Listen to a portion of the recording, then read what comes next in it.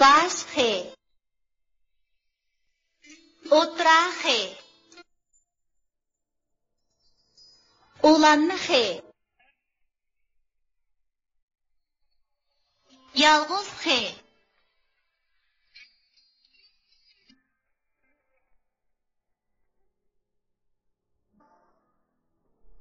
Oğlanın xorjinidan xorni chiqdi, xorizin yanchiqiga asta tiqdi. Asxonada as etar, opam bilan hadamlar. Yalab yurar tilini, qo'sqa ochmaymanlar. Cho'qqatallar tiq chiqadi asta-asta. Keyin o'g'ri g'ojib oldi, to'ydirmaylar. Gör. Shamallar uçdi. Daraxt shoxlari usulga tushdi.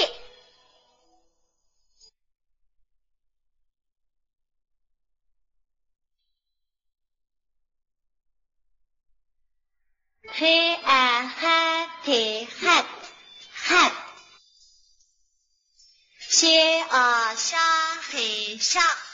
Şah.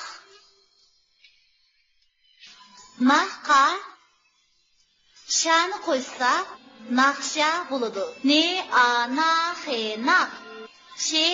Sha. Naqsha. Xiga mirni qo'ysa ximir bo'ladi. Mir. Ximir. Xushqa Xo'yni qo'ysa xo'y bo'ladi. Xush. Xo'y. Xushxo'y.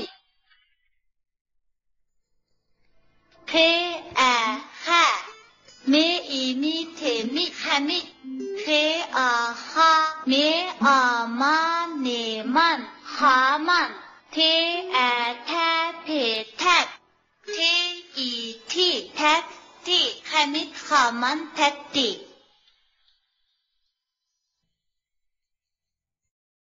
Önkürdeki Eyiqcaq.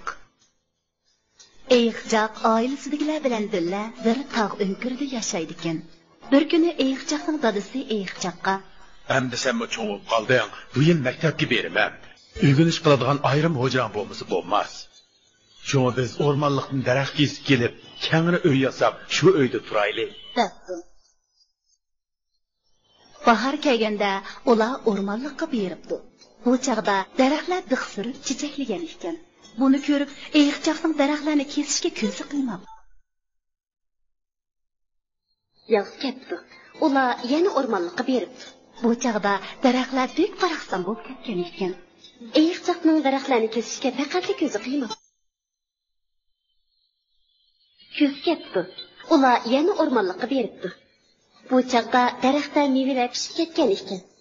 Eyiqcaqning daraxtlarni kesishga zodili ko'zi qiymi. Qish ketdi.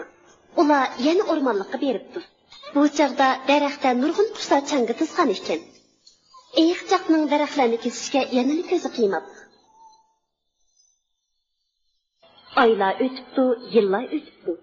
Eyiqcaqning qiyin sharoit ko'nib qolibdi.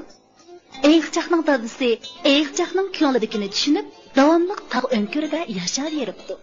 O'rmonliqdagi hayvonlar Eyiqcaqning ish izlaridan ta'sirlanib, ota bola ishga dasta yovgullarni taqdim qilishibdi va o'zaro yordam qilishadigan bo'libdi.